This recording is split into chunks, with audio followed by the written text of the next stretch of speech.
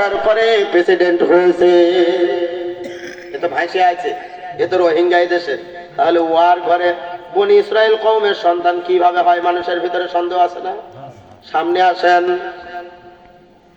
মুসা পয়গম্বর বাড়ির থেকে বের হইলেন। মুসা পয়গম্বর যখন যান ওয়াদাখালাল মাদিনাতা আলা হিনি গাফলাতিন মিন আহলিহা ফাজাদা ফিহা রাজুলাইনি ইয়াকতাতিলান। মুসা পয়গম্বর ঘরের মধ্যে থেকে যখন বের হলেন, বের হওয়ার পরে দেখে যে তার একজন দোস্ত, বন্ধু, প্রতিবেশী, বনি ইসরাইল কওমের লোক আর ফেরাউনের গোত্রের লোক দুইজনা কেজি বেঁধে গেছে।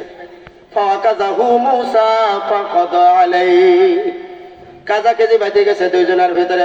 ক্বালা হাদা মিন আমালিশ শাইতান ফাস্তাগাতাহু আল্লাযী মিন শিয়াতিহি আলাল্লাযী মিন আদুইহি ফাকাযাহু মুসা ফাকাদা আলাইহি।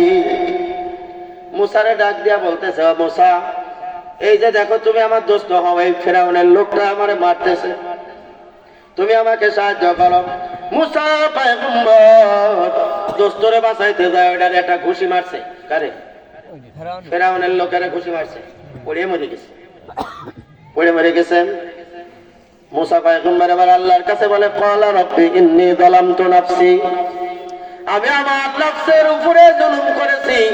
রব্বি, হে আমার রব, নফসি, আমার নফসের উপরে জুলুম করেছি। ফাগফিরলি, আপনি আমার ক্ষমা করে দেন। আল্লাহ বলতেছেন ফাগফারালা, মাফ করে দিলাম। সুবহানাল্লাহ। রাতের বেলায় বাসায় যায়, এখন চিন্তায় পড়ে গেছে যে আমি যে এটারে মারলাম, কি বড় একটা কাম করলাম। কারণ কিয়ামতের ময়দানে রক্তের হিসাব নেওয়া হবে সবার আগে। হত্যা যারা করে, হত্যার রাজনীতি যারা করে, খুনাখুনি যারা করে, কিয়ামতের ময়দানে এই হত্যার বিচার, এই রক্তের বিচার সবার আগে নেওয়া হবে। আর যে হত্যা করবে, যে হত্যা হবে, ওইটার একটা গুনাহ কাবিলের আমল নামায় চলে যাবে। কাবিল কিনা? আদম আলাইহিস সালামের সন্তান। দুই ভাই ওখানে কেজি বাতাইয়া হাবিলরে হত্যা করে দিছিল, মনে আছে?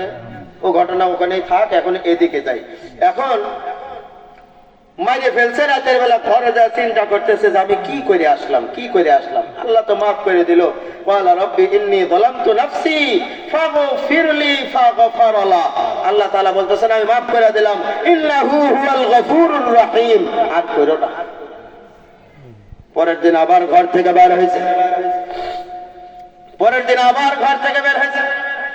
একই মানুষ গতকালকে যাকে বাঁচানোর জন্য আর একজনকে হত্যা করেছে মুসা, আজকেও যা দেখে যে ওই মানুষটাই আর একজনের সাথে কাজে লাগছে।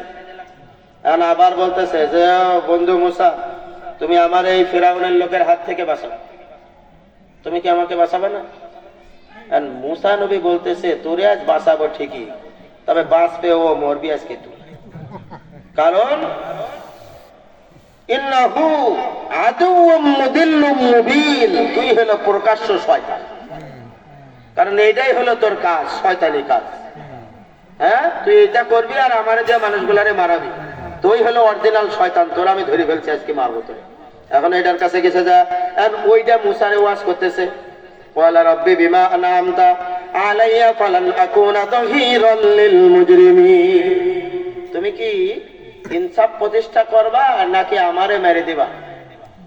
ও কি ওয়াজ করতেছে যে তুমি ইনসাফ প্রতিষ্ঠা করবা নাকি আমাকে মেরে দিবা? বলেন তো, গতকালকে যে হত্যাটা হয়েছে, ওই হত্যার খবর এই জায়গায় কয়জনে জানে? কথা বলেন। দুইজন জানে। কয়জন? কালকের বন্ধু আর আজকের মুসা। ওই আরেকজন যে তৃতীয় ব্যক্তি আছে, ও কি জানে যে কাল ওখানে হত্যা হয়েছে? কিন্তু এই বন্ধু এখন বলতেছেন ফাসবাহা ফিল মাদিনা ক্বালা রাব্বি বিমা আনআমতা আলাইয়া ফালান আকুনা যাহিরান লিল মুজরিমিন, তুমি কি কালকে যে হত্যা করেছো ওইরকম কি আমারে হত্যা করতে চাও? মুসারে বলতেছে। এখন এই তৃতীয় যে ব্যক্তি ছিল, ওই ব্যক্তি জানে গেল